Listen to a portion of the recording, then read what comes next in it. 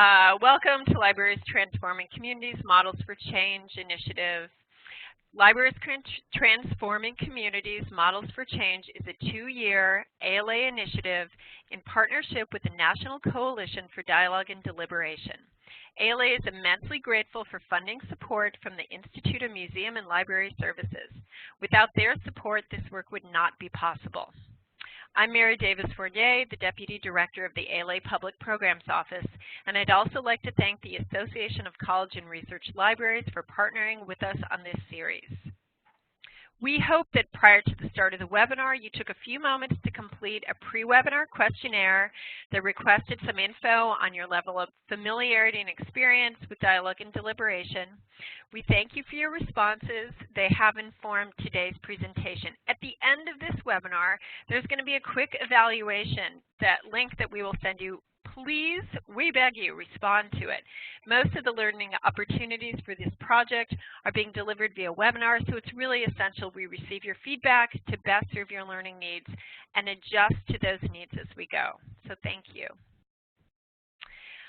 What you are seeing on the screen here is an image that lays out the learning schedule for this entire series, which is a 2-year professional development project giving libraries workers access to free training in community leadership techniques such as coalition building and dialogue facilitation.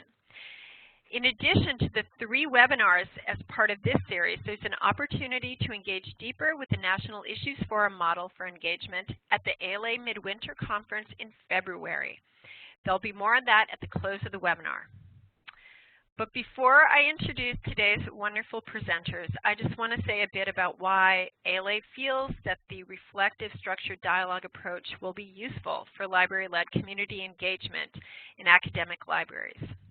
What Essential Partners teaches is a specific but adaptable way to broach difficult topics and issues fraught with emotion and baggage, and to push through and facilitate meaningful dialogue between small groups of individuals.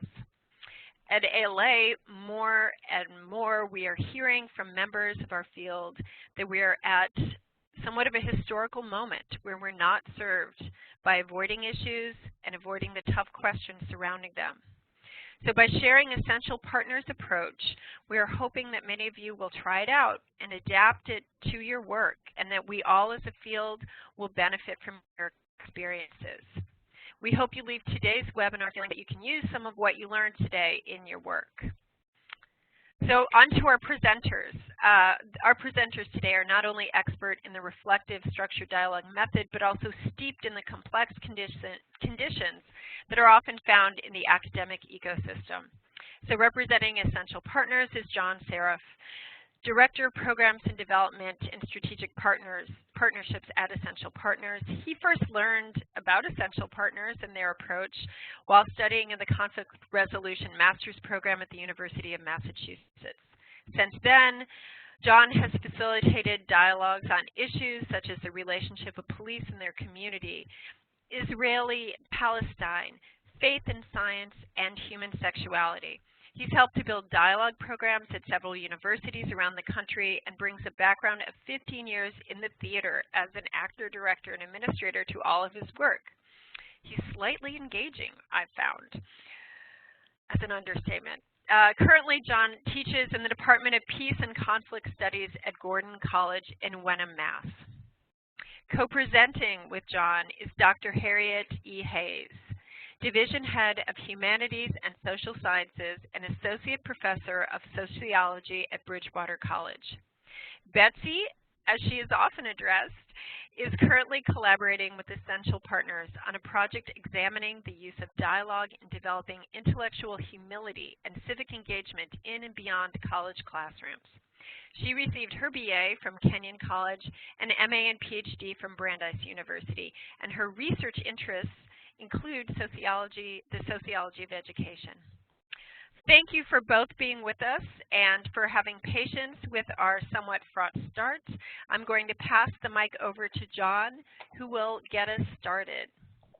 Thank you so much, Mary, and thanks everybody for being here. Thank you for inviting us to be a part of this series, this really important series. We're honored to be on a list of other partners in this bridge building building world, and we're really grateful that you've taken the time to think about libraries as engaging spaces. And we named it engaging spaces because we think of that really very literally, the fact that you have these spaces for people to engage, but we also think about our work as creating space for one another to bring our differences, to bring ourselves in the ways that we want to be known. So we think that there's a real opportunity here for libraries, and I imagine that you're already doing some of this work, and we'll talk more about that. I also want to acknowledge that I know a lot of people on the line right now are from colleges and universities, where Betsy and I both work a lot, but there are probably also public community librarians who are on the line, and who I would like you to imagine the same possibility for you all in what could be done, because in some ways I think many of us experience libraries as being at the heart of any community. That's sort of a defining feature of a community. So we hope that this translates for you as well. So just a little bit about Essential Partners. Essential Partners started about 27 years ago, and we try to build the capacity of communities and organizations to engage, live, and thrive with their differences. We don't imagine that we're going to come in and solve your problems, but we do think that we can help you build the capacity in your own community to do that for yourselves. We want to enable people to have their new conversations about the issues that matter deeply to them, and to remain in relationship, which is the difficult part. Our approach, I think, creates a foundation for trust, resilience, and collaborative action. So it starts in this place of trust and relationship, and once you've built that, we move towards potential for action. And conflict and difficult conversations have a tendency to flatten us, have a tendency to make us feel like somebody is the other. We believe that behind every belief is a story. Behind every story, there's a person, and our work is meant to help people see that person and the stories that they have to tell. We work internationally, nationally, locally. We've worked in Nigeria, the Philippines, Liberia as part of their reconciliation processes. We're working in Finland, and I'm about to head over to Turkey if our governments can work out their differences to work on issues of refugees and integration into communities. In Australia, having to do with building social capital. So the work really has been around for a long time and lives internationally, also nationally across our country. We've been training people how to do this, and in specific, we've been working on college campuses. And so I'll turn it over to Betsy to say a little bit about the work that we've done together on college campuses. I think one of the really exciting projects that Essential Partners is engaged in is working collaboratively with colleges and universities all over the country, everywhere from Texas on the campus of Southern Methodist University to the Northeast with Gordon College, Tufts, Clark, Brown, and NYU, just to name a few, to down here in the Mid-Atlantic region with Bridgewater College in Virginia and Randolph-Macon College. And as you might imagine, the conversations and collaborations have been as varied as the campuses themselves. For example, dialogues on Randolph-Macon's campus have engaged what it means to move from a women's college to a coeducational institution. At Tufts, there have been dialogues on science and citizenship. And you can see that these dialogues vary on all these campuses, but are honed in on issues of faith, race, sexuality, all the issues that are percolating all over the country. So the Coalition of Colleges and Universities is now communicating to share experiences so that we can build dialogue and foster students as trained facilitators of those dialogues. Great, thank you. Can you pass the ball back to me there? Great. So a quick rundown of our agenda. I'm going to tell a story about some of our work on a particular college campus. I'm going to talk about why this is important and why it's hard, or what makes our conversations get stuck. And then what are our tools to get unstuck? What does a constructive conversation look like? And then what does it look like in action? And then we'll talk about planning a dialogue and show you some examples. And then we'll talk about what the opportunity is for a college library to see themselves in this particular place. So the goals of the webinar are to deepen some understanding of conflict, polarization, and how conversations get stuck. We want to introduce this model, this very specific dialogue model. There are lots of ways of talking about dialogue and getting people together to talk across their differences. This particular one was designed by what was called Public Conversations Project, and now Essential Partners. And we call it reflective structured dialogue, and I think you'll see a little bit more about why we talk about it in that way. We'll learn about how inquiry, structure, listening, reflection supports these conversations. Think about the role of the library in supporting communities and having difficult conversations. And we actually want you to take some time to explore your own resources and to see what you might be able to capitalize on. So before we get started, we want to be as interactive as we can here, and our on-the-ground workshops are incredibly hands-on and interactive, so we'll try to do the same as we can here. I want you to think about an important relationship you have on your campus with someone who holds very different perspectives than you do. Okay? Try to really picture who that person is. And if you could put into the chat box, what is meaningful to you about that relationship? So again, think of an important relationship you have on your campus with someone who holds very different perspectives than you do. What's meaningful to you about that relationship? I'd love to see some answers in the chat box just to see what people are thinking, what value this has to people in their lives.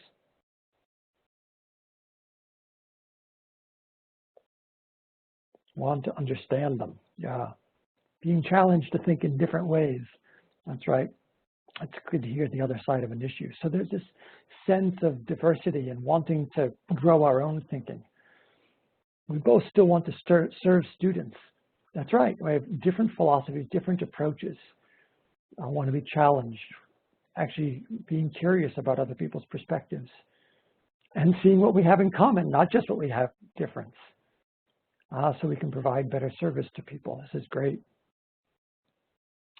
Opening up new windows to things that we haven't thought about. Oh, that's exciting. Good to listen and look outside of our box, see how we can help each other, see how we can collaborate. Our services do cost, and it'd be great to have others really understand our position on campus. Wonderful. Oh, this is such rich stuff to work with, and hopefully we'll be able to work with it all today. I'm grateful to you all for participating in that. Thank you. So let me tell a quick story from my experience when I was teaching at Clark University. I was the assistant director of the Difficult Dialogues project.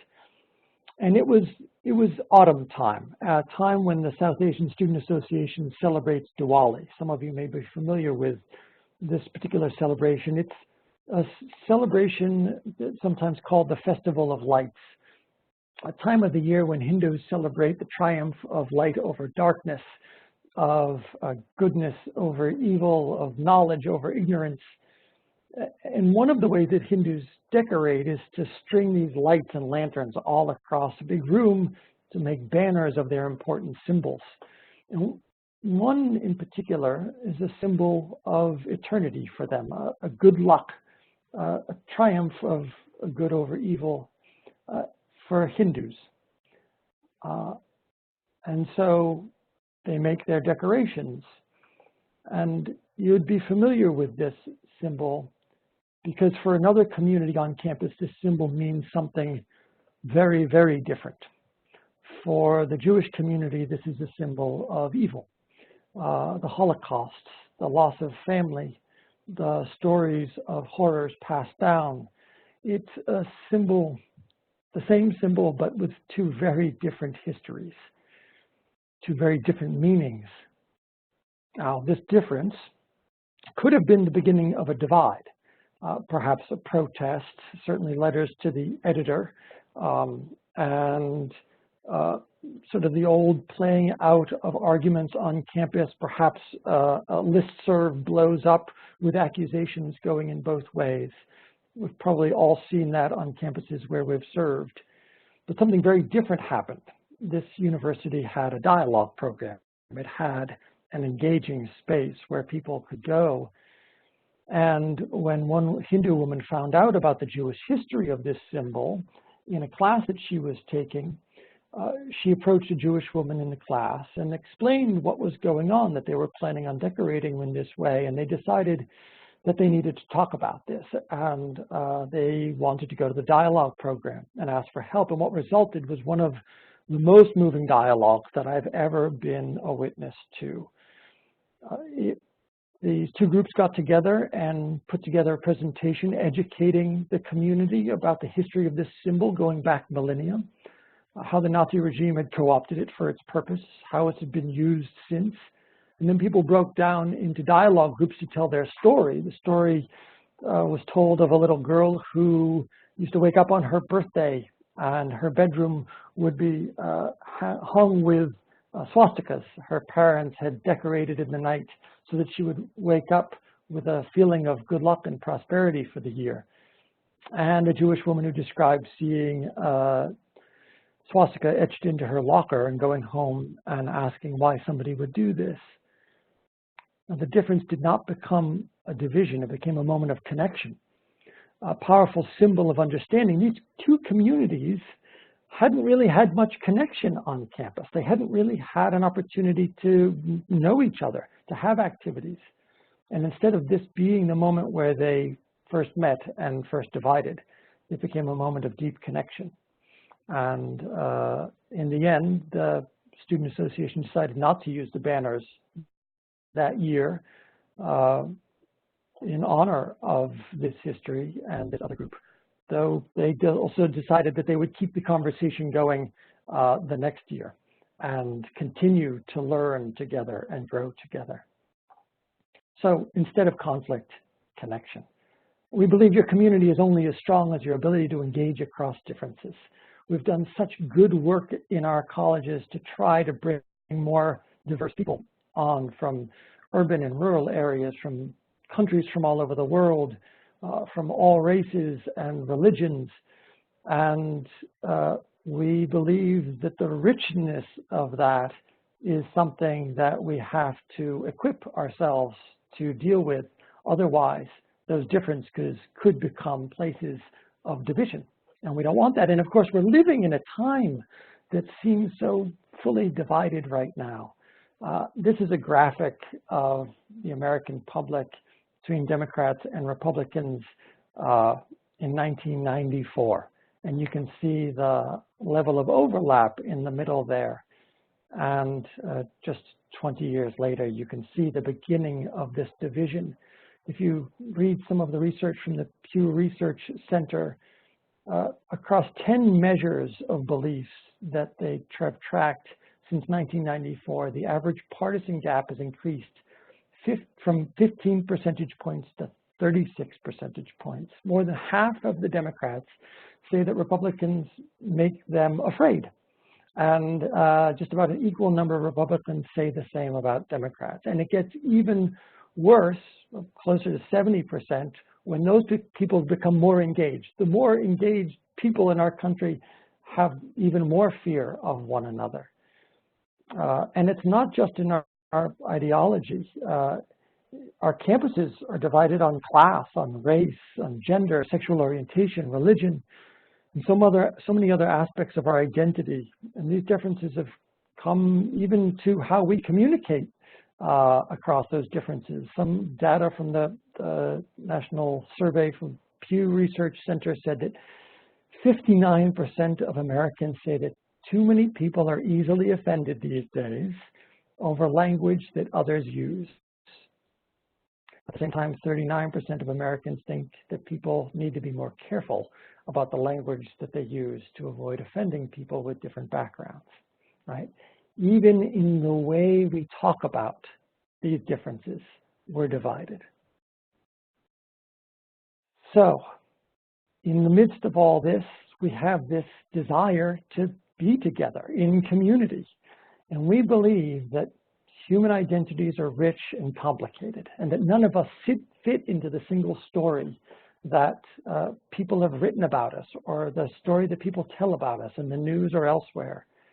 And that we want to hold on to our firm convictions. We don't want to become wishy-washy. We want to have deeply held convictions. The more that we feel secure in our own story, the less we fear others.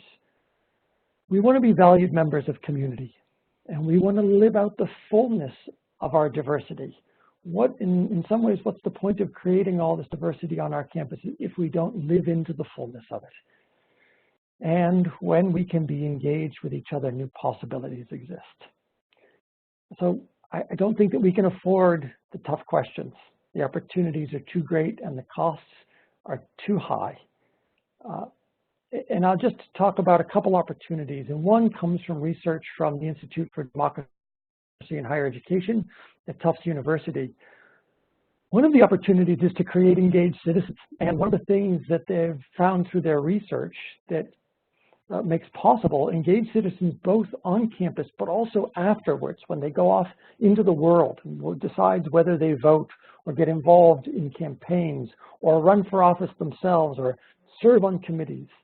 There are four that I think really speak to the possibility of what you in libraries can be doing and the kind of work that we do. Is there an embedded political discourse on campus, right? So are we talking about these issues in an active way? Is it part of the life and the fabric of our communities? Is there social connectivity? And some of you talked about getting to know other people around campus. Very often when people are asked about whether they actually know people who hold different opinions, it's hard for them to think of those people. Do people know people who have very different worldviews than they do? And if they have that kind of social connectivity, they're more likely to be engaged citizens. Are there physical spaces? And we can talk more about that in terms of what you all have as one of your greatest resources. Are there physical spaces where we can actually gather to do this speaking? And is there institutional nimbleness, right? Which means if a conflict comes up, do we try to avoid it and say, oh no, that's not something we talk about here? Or is that something that we embrace and say, yeah, sure, you want to protest about it, and then, hey, come on in here and let's have a dialogue about it. Is the institution behind that work? I want to pass this over to Betsy to have her speak a little bit about the opportunities that she's seen at Bridgewater College. So 5 years ago, we began a project at Bridgewater that we call academic citizenship. And the primary goal we held when we started the project was to help our students gain a sense of themselves as scholars, to possess a sense of confidence that they belong in our academic community. And we're a campus that is socioeconomically diverse. About a third of our students are first-generation college students, and we want all our students to feel like they have a place at the table as scholars. But despite our small size, at the time that we started this program, we were probably 1,500, 1,600 students when we began. We were shocked to learn that students didn't feel this sense of social connectivity that John just described in terms of engaged citizenship. And this was despite the fact that we were absolutely sure this existed all over campus, even in our small classes. And yet what students were reporting to us is that they really didn't know their fellow classmates. Furthermore, like a lot of campuses, our project is about how to help our students be engaged in the classroom and engaged in their communities more broadly. And I want to underscore that our learning services librarian was a member of the committee who helped start this program and implement this project. And she was pivotal in helping us identify resources and select annual themes that helped us frame many of our dialogues. And if it helps you, you can think of it as similar to a kind of a big read or common reads. We've chosen to call these big questions because of our focus on dialogue. This year's theme just happens to be Can you hear me? But academic citizenship was also key to the architectural conversations that we were having as we prepared to renovate our library and learning commons. So the goals of academic citizenship are intimately tied to the goals that are key to essential partners.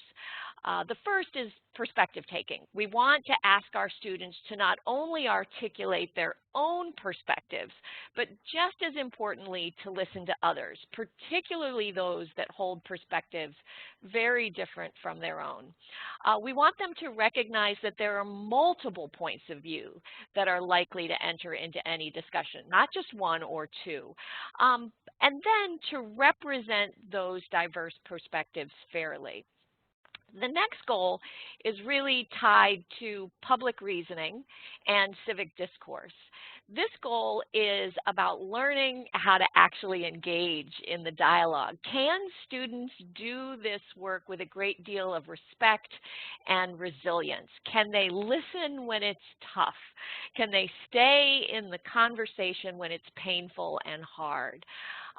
And equally importantly, can students reflect on and articulate their own values and the assumptions they hold behind those values? And can they respectfully engage with others as they share their assumptions and values? The goal is to listen with resilience and respond with curiosity and an open mind. And last but not least, we have a goal of self-authorship. Ultimately, we want our students to feel empowered, to be confident, to synthesize what they've learned into their own personal convictions, but to do so with humility as they engage with others. So to foster this, we've been working to train students and faculty as facilitators of these difficult dialogues. And I have to say I'm particularly proud of our students who have facilitated dialogues on abortion in first-year seminar classes. They've held a community-wide dialogue following last year's presidential election that engaged staff and faculty and students alike. They've partnered with area high schools and neighboring colleges to discuss immigration. And as John mentioned, it's really important to think about this power of dialogue in relationship to institutional nimbleness.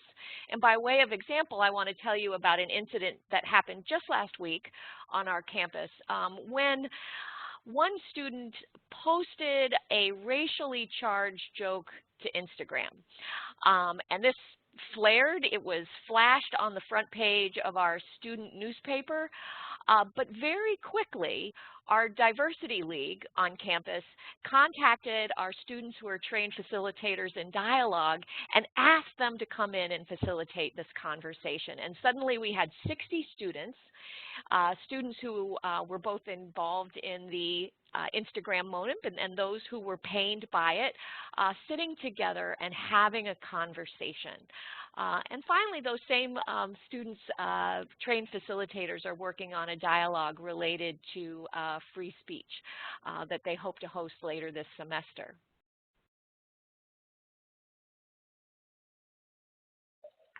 Great. Thank you, Betsy.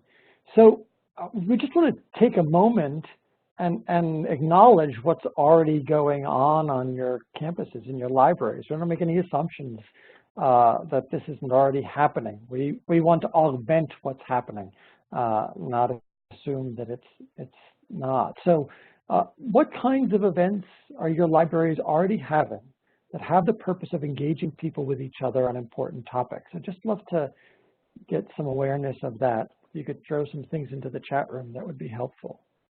A human library. I think I know. Without coffee hours, yep, great. Principles for our university. The hospitality of coffee is such an important piece of this work, and we will talk about it later, but it's such a, I think especially something warm in one's hands, and in my experience makes conversations much easier to have. Family study rooms. Diversity-themed reading program, which features facilitated discussions. Nice. Wow, people checking out other people's stories. I love it.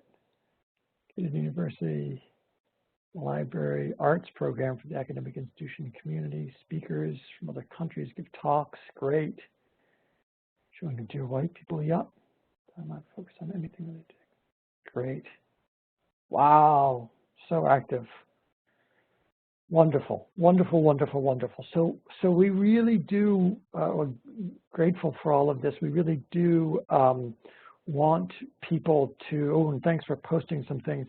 We really do want to come alongside of you and to offer this methodology, to offer this, this way of being together as a tool. You know, it's just a tool in your toolbox and not the only one.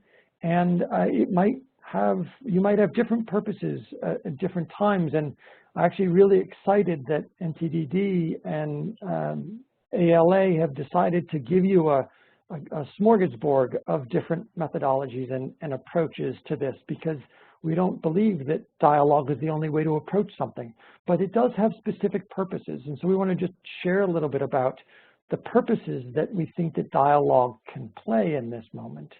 The purpose really is improved communication to enhance curiosity, mutual understanding, and respect, which is very distinct from debate. Sometimes we call dialogue a lot of different things, and we think of it as, sometimes we put a panel up in front of people and we call it a dialogue. And, you know, it has dialogic elements, and that's fine. But sometimes those turn into debates, and we often don't get the kind of full engagement from a community that we're looking for. It's not problem solving exactly, though we do think that it helps with problem solving. It can lay the groundwork for problem solving. It's not a way to educate people, though it is very educational, and we do use it in our classrooms, but it's maybe not the best way to sort of really teach a lesson to somebody. So what happens in this space? Well, stereotypes dissolve, and stories are reauthored. So often stories are being told about us. Actually, stories are always being told about us. You walk into a room and somebody has a story about you. The question is, do you get to author that story or not? And dialogue gives you an opportunity to do that. We want to rehumanize partisans, people who think of each other as the other, people who are afraid of each other, as we saw in the Pew Research at the beginning. Participants listen to understand, speak to be understood. So it really changes the quality of our listening and our speaking. It invites a different way of being together, and new patterns of communication take root. So we don't get stuck in the old loop, and we'll talk about that old loop in a moment. We move from this place of certainty. I know the answer, and it's my answer, to a place of curiosity. That's interesting, and some of you talked about that. Wanting to be challenged by people that think differently than you, and from curiosity to caring about the other, which I think in some ways is what makes our communities so rich.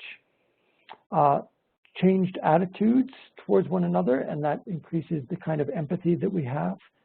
We also want people to reflect on their own beliefs and to make connections for themselves. So it's not just about learning about what somebody else has to say and their perspective, but the aha moment of, oh gosh, I never knew that that's why I believed that, or that's where that passion comes from. And so in some ways, it is for those students who aren't sure what their convictions are yet, aren't sure what their deep beliefs are yet, it's an opportunity for them to get in touch with that. And that's one of the things we're finding, Betsy and I are finding in our study about intellectual humility and conviction in public discourse. And then we really believe, as some of you said in your answers to the first question, that new possibilities can emerge for collaboration. The work you're doing is hard. The work that any individual on a campus is doing is hard work. And it's we get a lot more done when we can pull in a same or similar directions, and that's possible when we open up new ground, new possibilities. So why do we focus on conversation in particular, and why do we have this, very specific focus on discourse? Our belief is that conversations change relationships. If we can change the way we talk to each other, we can change our relationship and the way we are together. And our relationships make up our community. So there are lots of different ways of leveraging change in a community. One way that we don't want people to lose is to change the way we speak to one another. That's our leverage point. That's our intervention point. There are others, but that's where we start. So why are difficult conversations so difficult? Let's just jump into that. And I'm not going to have you answer that right now. We're going to do it in just a moment. Well, for us, conversations get stuck. And they have these self-perpetuating properties.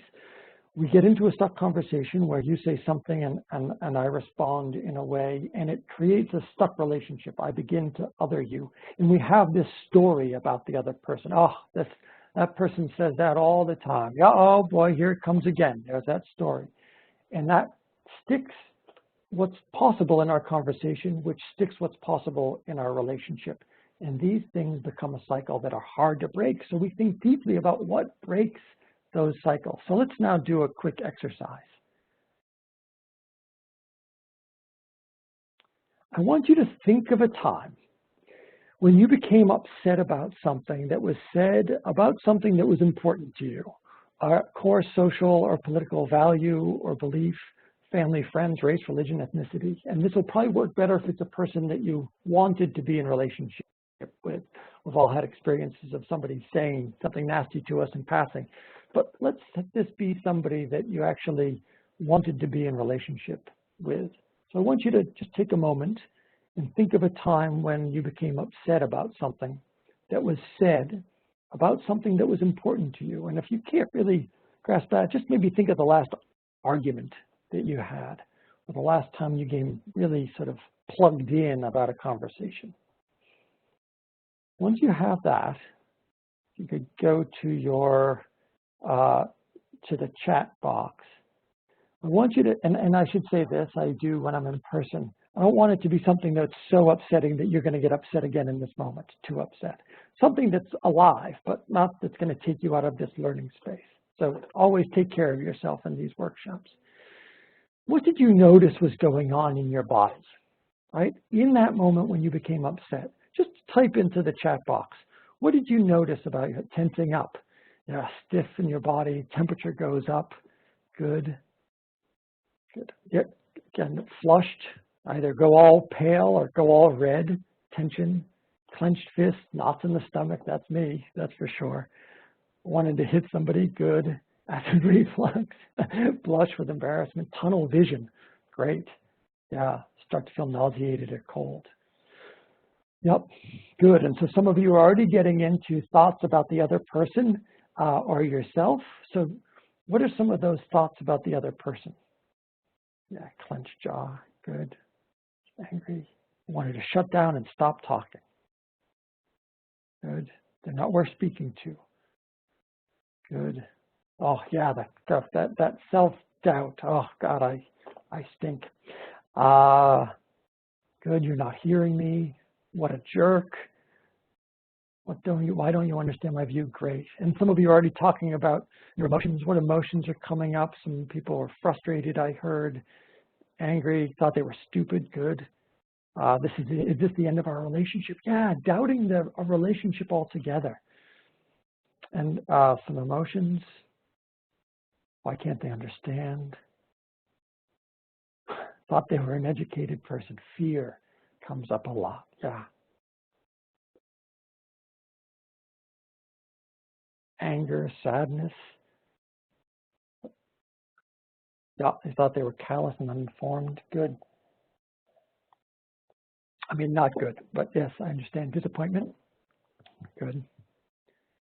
Good. And some of you have already talked about what you feel tempted to do. You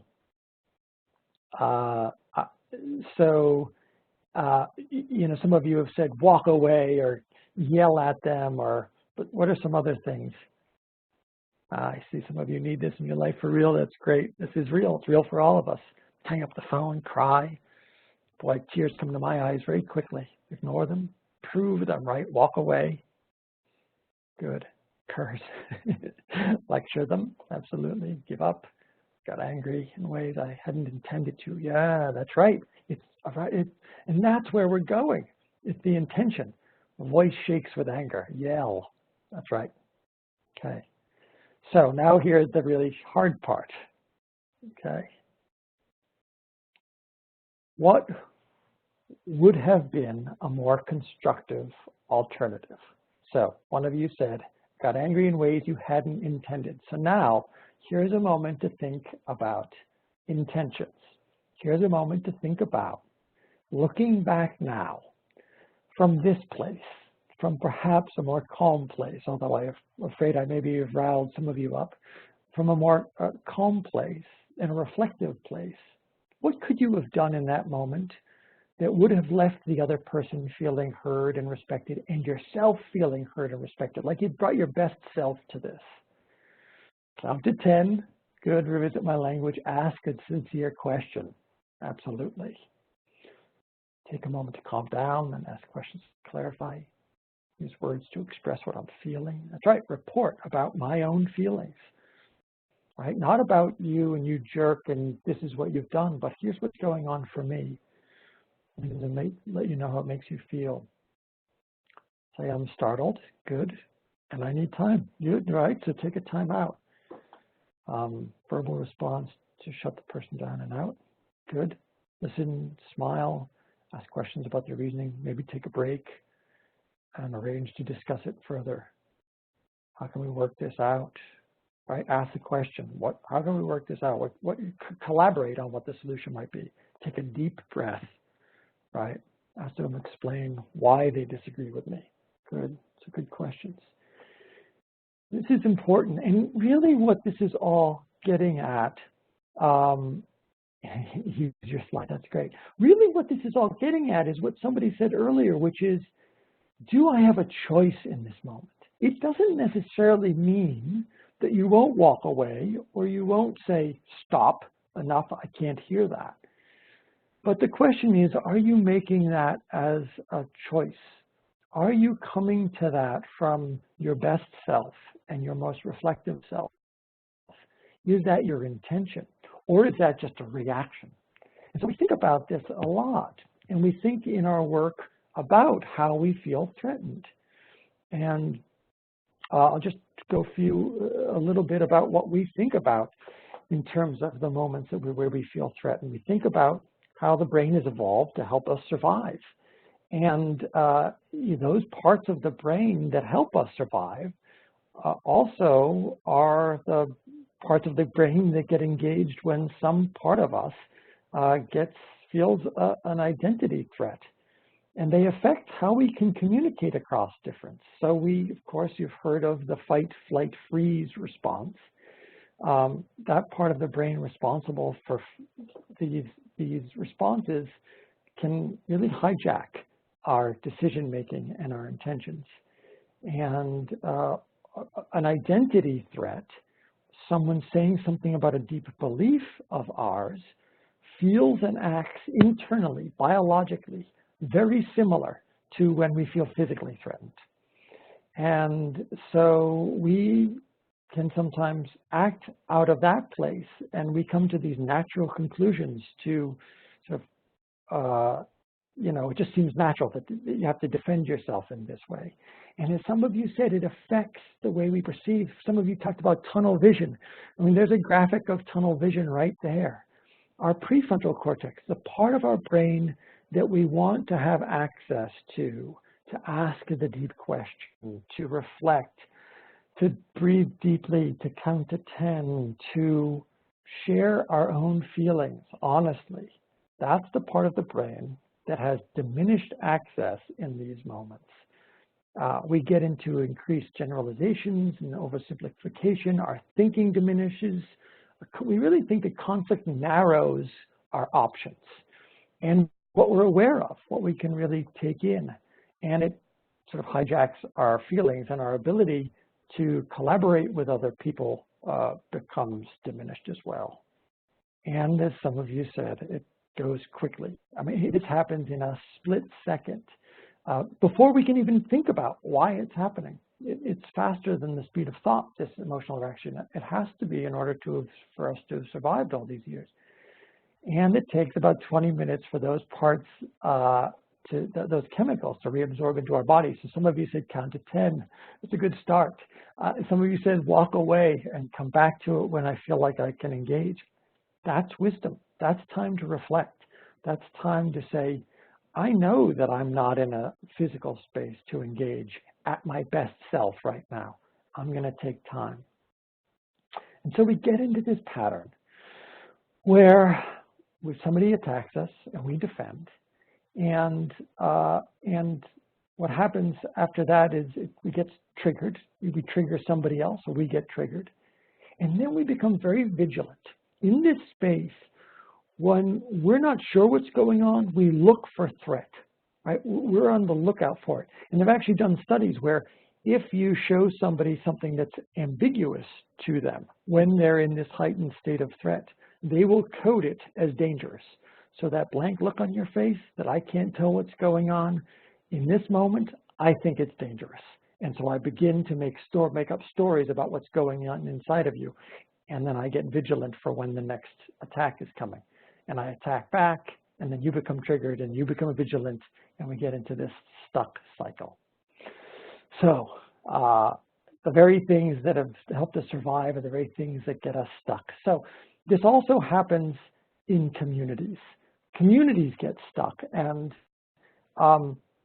this is the polarization graphic that we use at Essential Partners to discuss how communities who are usually at the bottom of this graphic, really flexible in their ability to go in and out of different relationships.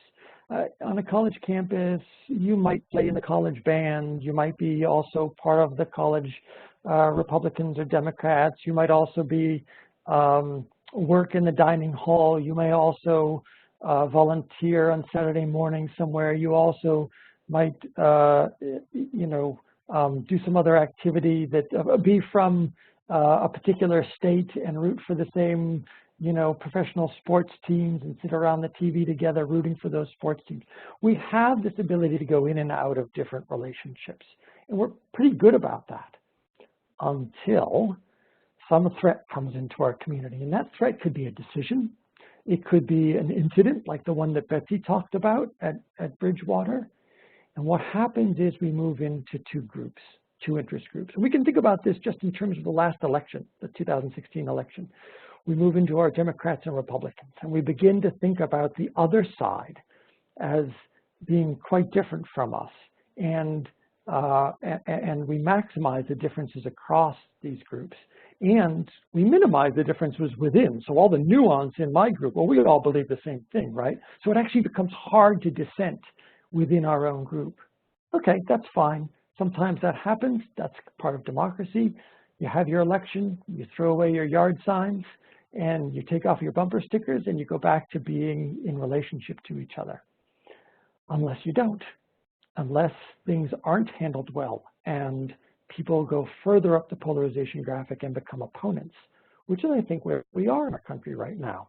And we begin to charge each other with misdeeds and hidden agendas. We begin to stereotype each other, paint all of the other as something evil to be afraid of, blame them for all sorts of ills in the community. And one of the things that happens is that people despair and they drop out. They just become disengaged. And it's happened in my community and over again. They get exhausted by it. And the only voices that keep going are the most radical voices. And all of the nuance and interest in the middle, all the people who have these flexible bonds of identity, we forget about them. We stop going to meetings where we used to collaborate on things, and all the options that are left to us are to stick within our own bubble because that's where it feels safe. So that was a lot to digest, and I just want to take a moment and see if any of that resonates for you. Where is some of your communities polarized? Throw that in the chat box if you can.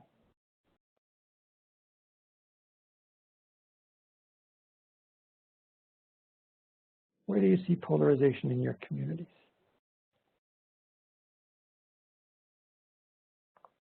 Economic opportunity. Ooh, the entire state of Missouri. Political parties. Yeah.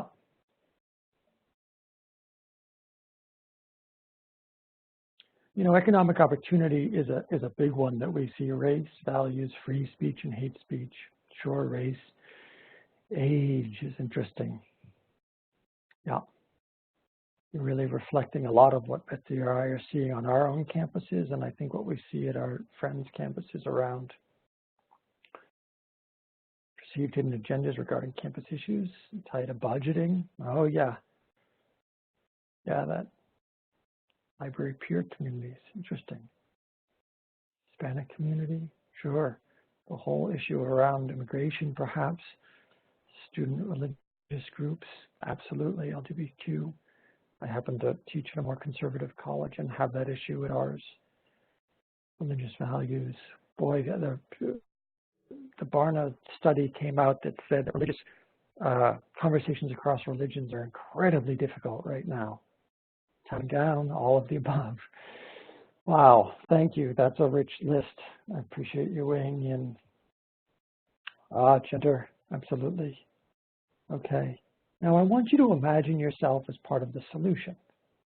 What role might you play, what you and your fellow librarians play? And maybe you're already doing it. Again, there's no assumptions about that. But I do want you to imagine yourself as part of the solution here. What comes to mind as we've been just stirring this up? And we're about to introduce a model that you can use. But I do want to provoke your imaginations about what role you play here. So type away into that chat box. Good question. As people or as agents of the library institution? That's a good question, and I leave it to you, and I think both are possible. Not choosing sides, being a source, yeah, for information. We're seen as neutral, fair, safe community members. Boy, is that ever true. And we can talk more about how that resource is so valuable because there are so few places in our communities that are seen as neutral spaces that everybody belongs. Caring, leading by example, being open, available for engagement, displaying compassion and empathy for all, having a listening ear both sides, good. Wow, yep. So in some ways, playing a role model of it, yeah. In some ways, creating spaces for it. In some ways, giving a resource like books and readings and ideas. But boy, I got to say that I facilitate a lot of dialogues in a lot of communities, and there's a lot of times when people turn to the library as a space where this might be possible because it doesn't yet feel like it's been capitalized by anybody yet. And reaching outside of our comfort zone is a nice one. So I'm just going to turn this over now. Thank you for that, to Betsy to talk a little bit about some story from Bridgewater.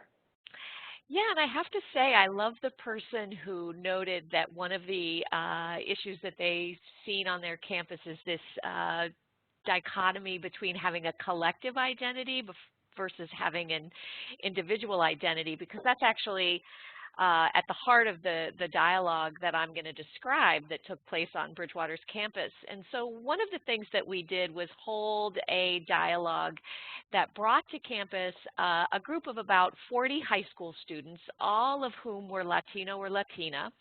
And the dialogue included students from 3 different colleges and universities. So you had this mix of high school students and college students of different racial and ethnic backgrounds. And the conversation was focused on this question of inclusion.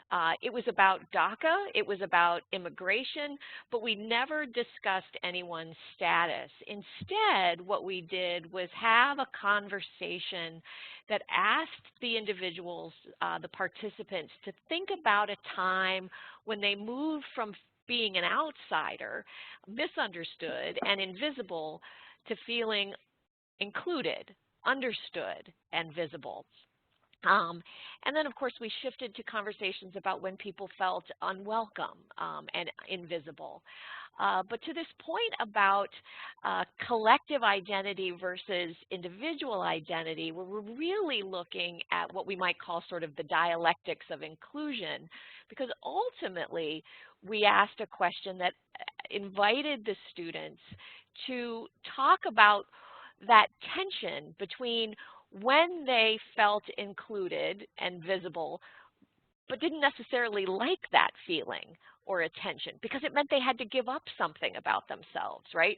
Or when they felt like the outside group, but needed to be seen as also holding a piece of identity with others. And so it was an amazing conversation because while the dialogue in the small groups itself was rich, what was really powerful is when we moved back into a full circle, now you're talking 50, 60 people all together, that we had this really engaged and energized conversation across the whole room at a much more honest and direct level than I might have anticipated these students being able to get to. And in large measure, because of the way we opened up to their experiences about a feeling that they could all resonate with. Thanks, John. So we've given you this view of how things get stuck. We've given you a view of how polarization and communities can become opponents quickly. And we want to give you a more hopeful sense that we can actually do something about it. And we have done something about it and do that on colleges all over. And so we think about how to break those destructive, vicious cycles with some of these tools. This is our cycle of constructive conversation. We think about how we can help people listen differently. And some of you talked about this in your alternatives. What can I listen for? How can I listen for what people really care about, their meaning, their values, their emotions? How can I reflect? Reflect on what's going on for me. Why did I just get so provoked? Why am I so upset? What's going on for me? Reflect on what's going on for them. What's going on in the situation? Take time, pause, slow down. Respond. Respond, as some of you said, reporting what I really care about, what my values are, what the impact on me is, and why this is important to me, what my emotions are. Assume good intentions, but speak of your own, clarity. Speak out of your own truth. And also to ask questions. And so many of you offered that as an alternative. Open, honest, personal questions. Where did you come to that belief? These are our intervention points. And for us, as we construct a conversation, as we construct these engaged spaces, we think about baking these into the conversation. Okay, and we're going to show you a little bit how we do that. Another way to think about it is how can we create an engaged space that feels safe enough for people to talk about what they really want to talk about and to listen to other people even when it's difficult. And so one of the things that we'll do when we go into a space sometimes build an awareness of what kind of space do we want to create together. This is how I start my classes at the beginning of every semester. What do we need to have in this group that's going to make it possible for people to speak? And there's a lot of discourse in our country right now about do we have safe spaces or free speech, and boy, do I believe we're having the wrong conversation about that. The question is, how do we have engaged spaces, right? Because both of us want to engage these important ideas. It's not safe from something. It's safe enough for a conversation. And it's not a freedom to say, oh, whatever I want.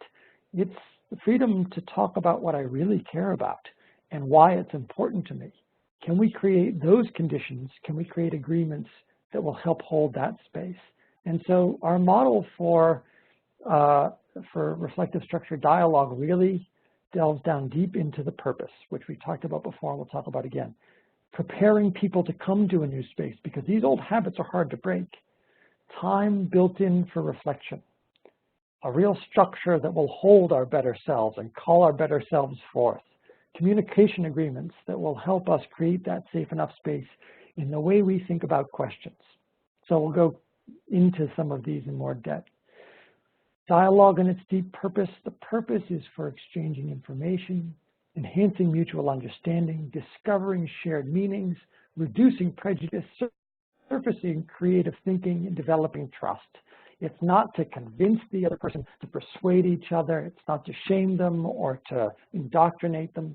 It's not to, go silent and just let anything go. It's to really engage in a sharing of what's most important to us. And making sure that that purpose is really clear is really helpful for somebody coming to a different kind of conversations. I've done a lot of dialogues around firearms.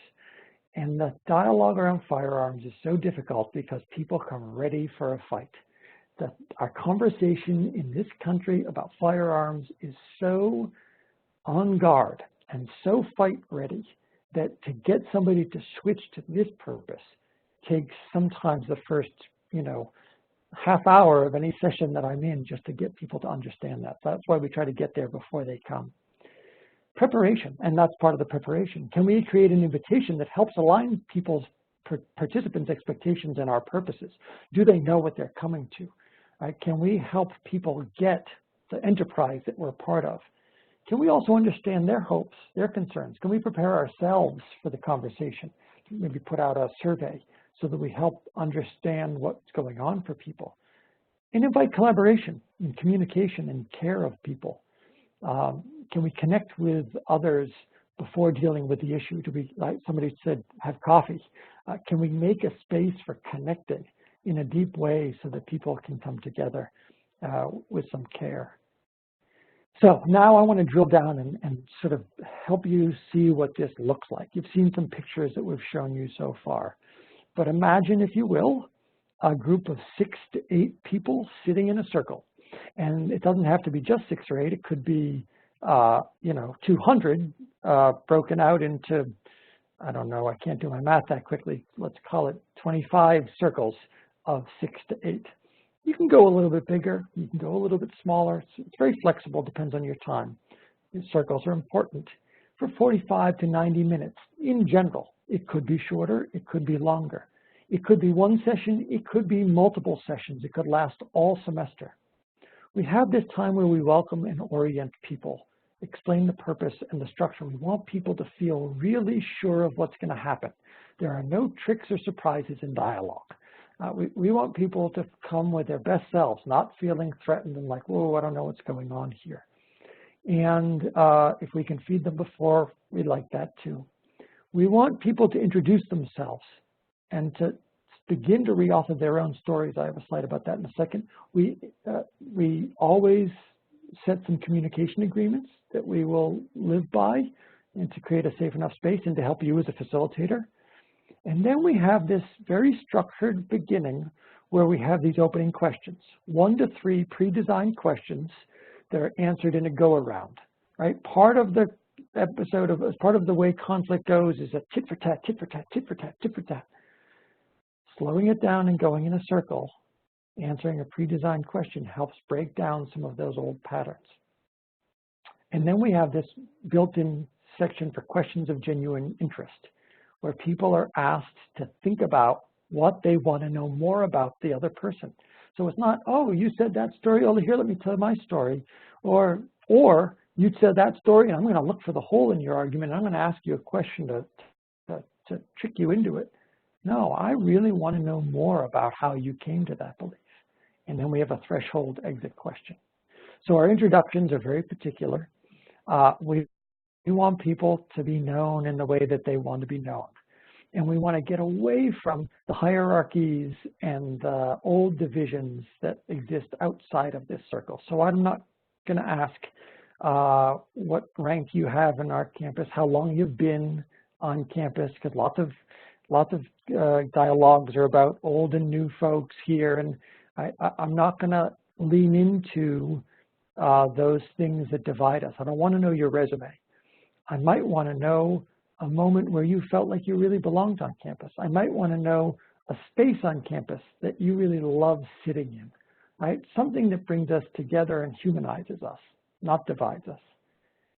These are just some communication agreements that we use, and they'll be available to you on the PowerPoint. But we really go through them all, and we want people to really understand them and agree to them. We actually call them agreements because we want people to hold them themselves and not just us to hold them for them. So that's what we do as facilitators. And we're a little short on time, I realize. So I'm not gonna go through each one of those things. I'm gonna turn this over to Betsy to talk a little bit about questions and the way we think about these questions. Yeah, I think the thing to emphasize is that there is power in the questions we ask. And I appreciate the person who wrote in and said, is there a reason that John has chosen the word firearms versus guns? Because you're recognizing that language is loaded, right? And language is important. And it is absolutely true when we're designing the questions we use in dialogues. So one of the first things we do when we draft questions is we write a question that invites people to share their stories, right? We want to invite people to share their experiences because it's out of those stories and experiences that we get a glimpse of people's belief systems. The other thing we want to do is we want to get people to share what's at the heart of the matter for them, right? What are their core values? So asking a question that allows them to articulate what's at the center of their experience, I think, is also really important. And you see some examples on the slides of ways you can frame a question, even around something like legalizing marijuana, to ask for those underlying commitments that people hold that inform their decisions.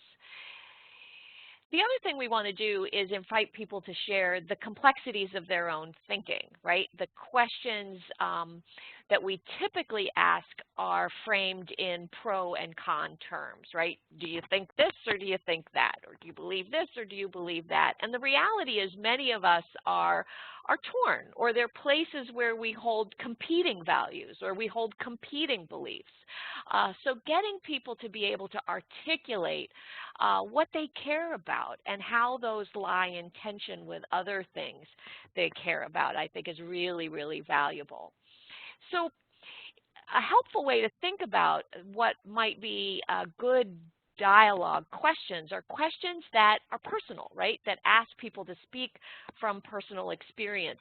It's also really important, and I think this comment that came up earlier about the kind of language that we use, the question's got to be understandable to the members in the circle. If the question's too convoluted or too complex, people are going to get bogged down in trying to decipher the meaning.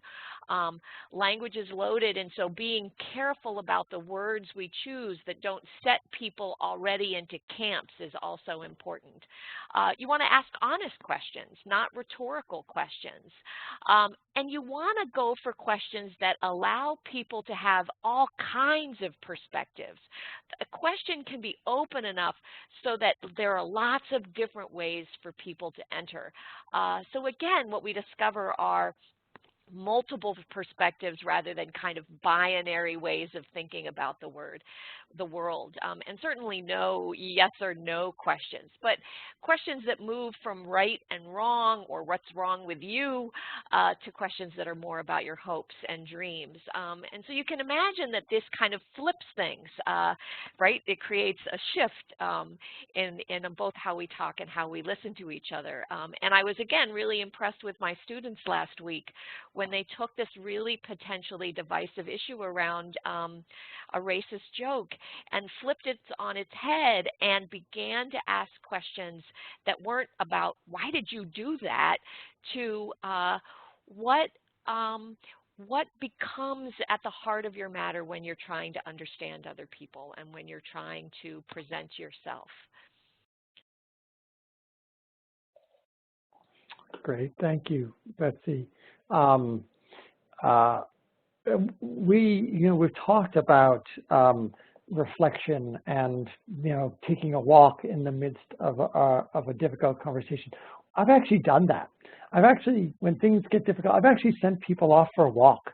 Go find a place to sit and think about what you really care about or what you really want to be known about yourself. We build it into the conversation.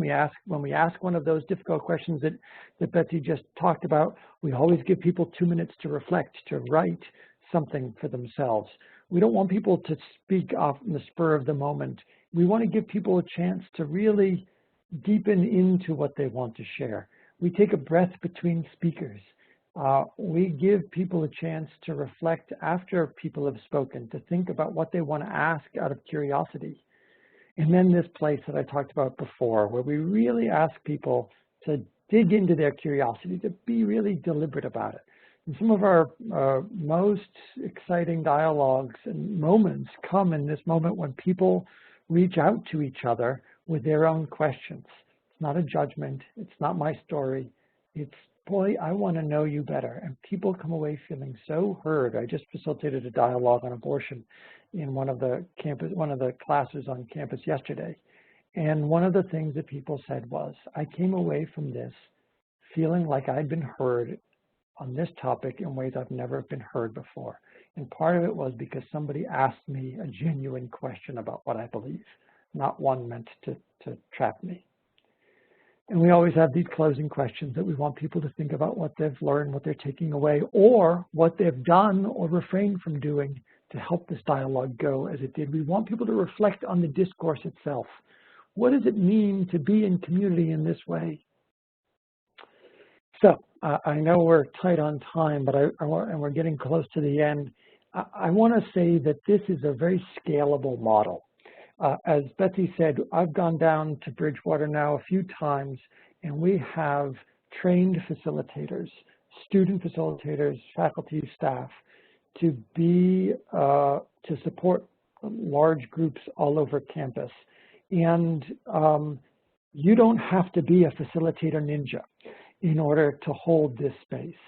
Because the structure invites a kind of bringing of one's best selves, because the purpose invites people coming to understand and to speak to be understood and to listen to understand, that does so much of the work for us. Our work then is to help hold the space rather than direct it. Our work then becomes really to create the invitation and bring people in. And this is teachable. We've taught people in a day, day and a half, who can then go and support their community and having students supporting each other and having these difficult conversations about race.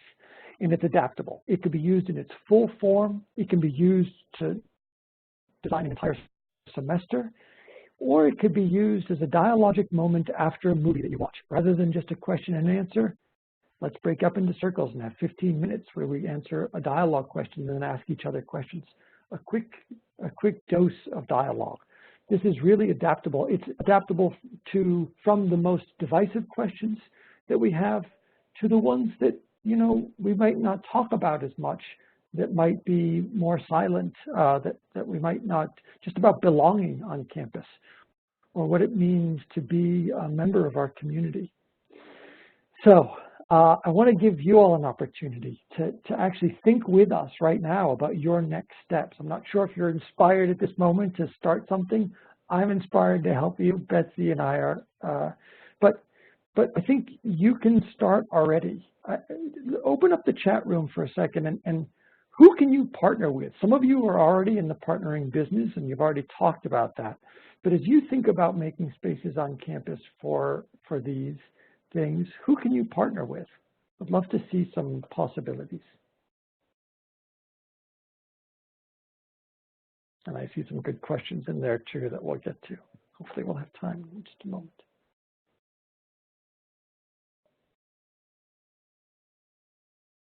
Student organizations, absolutely.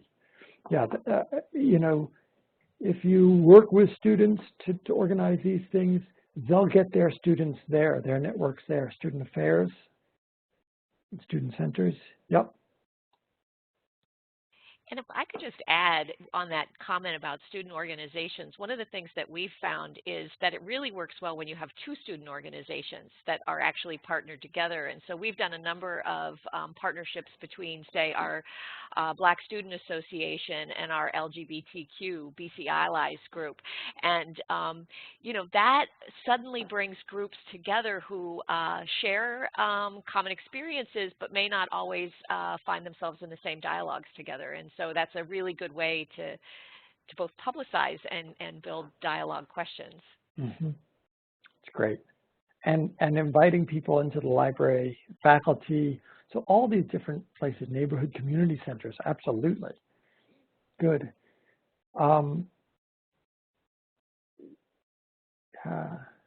Students go out into the world and deal with the community. Absolutely, the community and that community engagement part is really important. When I was at Clark, we used to do work with the Worcester community quite a bit, and it was exciting to have that interface between our students and our and the people. The resources of a community around an institution are so valuable.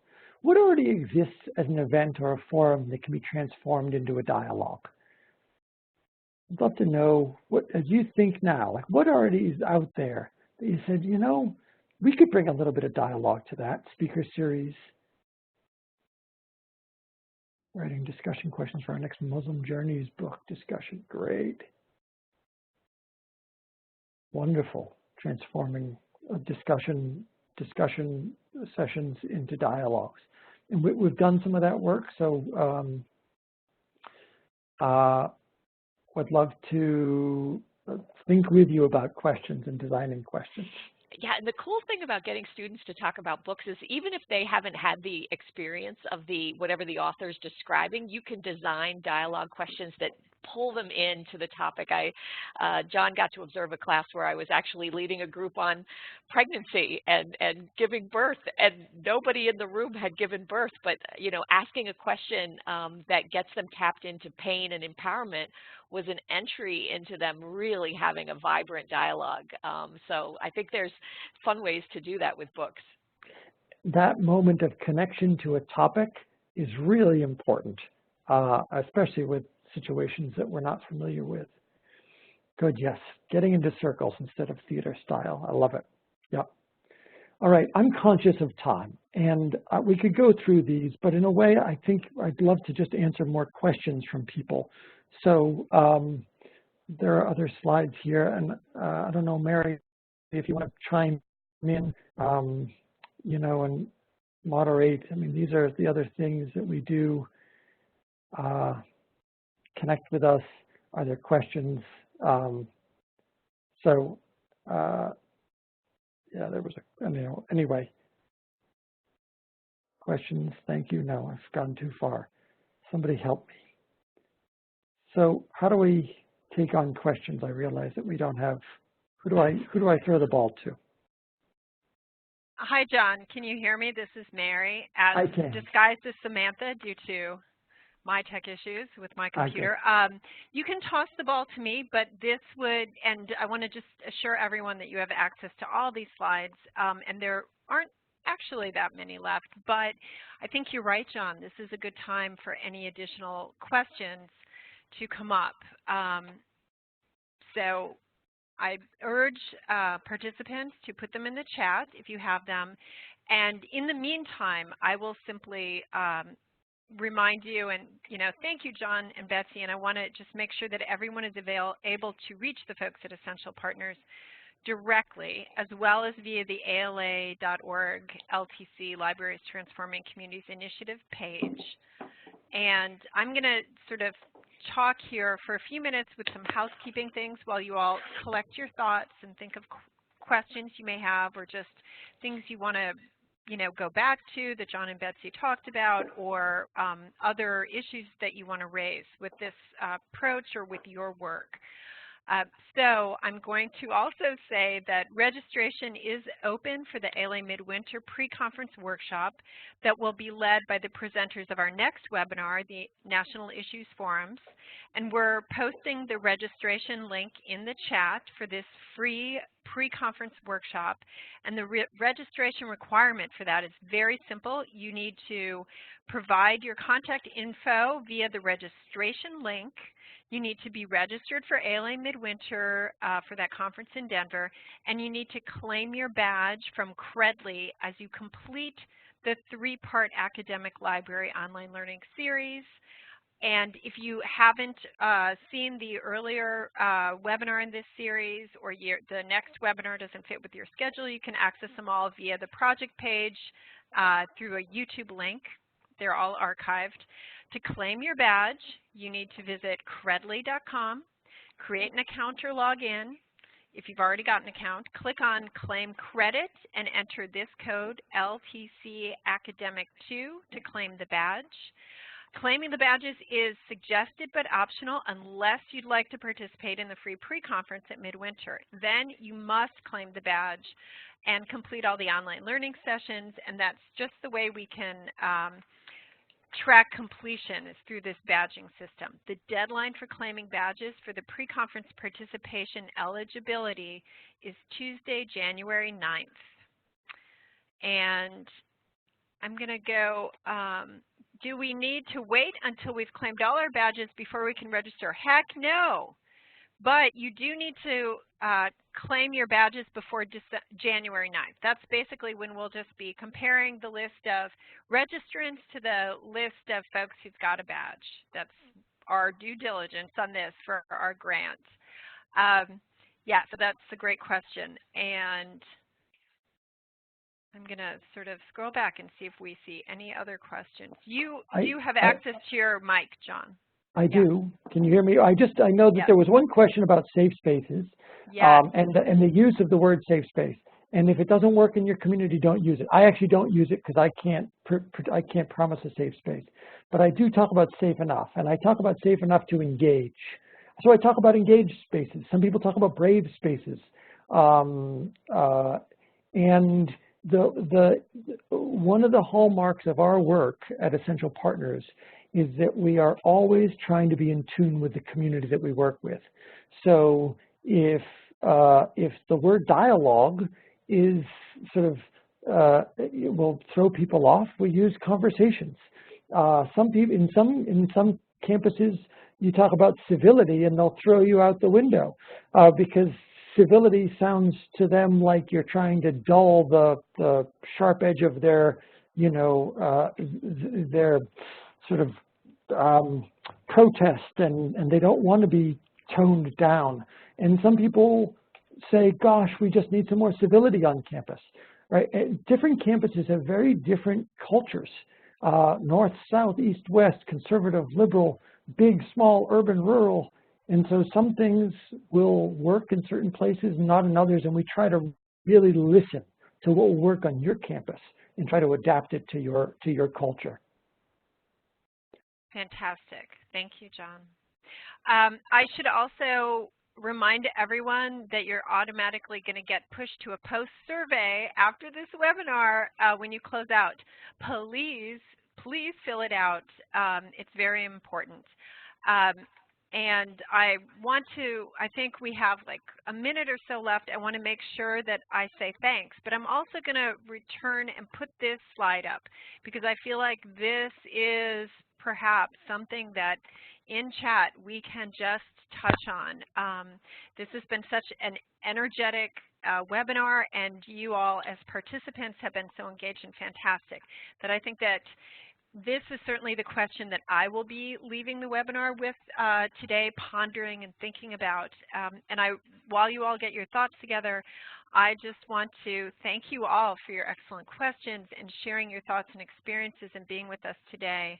And I do want to thank our presenters, Dr. Harriet Hayes from Bridgewater College and John Seraph of Essential Partners. And also thanks to IMLS and ACRL and PLA and our Models for Change Advisory Group for their guidance, as well as my colleagues behind the scenes, Elois Sharp, Samantha Oakley, Brian Russell, and Sarah Osman for their support of this webinar and the Library's Transforming Communities Models for Change initiative. I want to say that this learning webinar has been part of ALA's Library's Transforming Communities initiative, which addresses a critical need within the library field by developing and distributing tools and resources to support the work of engaging communities in innovative ways. And with that, I think anyone who wants to sort of stay and, have this just a brief conversation about what you feel your communities need to deal with and how we can all help with that, you're welcome to stay in the room for another few minutes. And I want to say too, I'm not sure if people can still hear me, that we do really think of ourselves as a resource in the world. We want people to call us and say, we're having a dialogue on something. Could you help me with some questions? We want this to live in the world. We're a mission-driven organization. We're in Cambridge, but we can't do all the work ourselves, and we don't pretend to. We don't want to. We want to build the capacity for communities to do this. So please reach out. Go to our website. There are resources there. There's a wonderful dialogue nuts and bolts guide that's like 180 pages, but there are some smaller guides as well, and some good blogs and things. And but you can also just email me and say, hey, can we talk? One idea that came out during one of our run-throughs was the idea that librarians might be able to check out a facilitator to their community, that you might have a list of facilitators and somebody could come in and check out a facilitator like the human library that you were talking about earlier. So wouldn't that be nice? We're happy to think with you about any possibilities. Yes, and I should mention, John, as well, that we're at ALA happy to help work with you to connect you with facilitators in your region, and we're happy to help liaise with essential partners to do that if you have needs coming up. We'd love to more firmly entrench this work and also the training for this work in the field. So I think I'm going to put the thank you slide up. Great. And it looks like a couple more, yes, a couple more sort of detailed questions have come up. So the pre-conference, essential partners will not be presenting at that pre-conference, but I am determined to find a way that we can loop their training into future grant-funded opportunities. So please fill out your post-webinar questionnaire and put that in there because we really want to continue to work with them. They are excellent. And the National Issues Forum is a really great organization doing great work, so definitely check them out. Check out all of these other organizations that ALA, Mary, and all the rest of them have brought to you because they're doing good work in the world. Okay, and with that, I think we are going to sign off.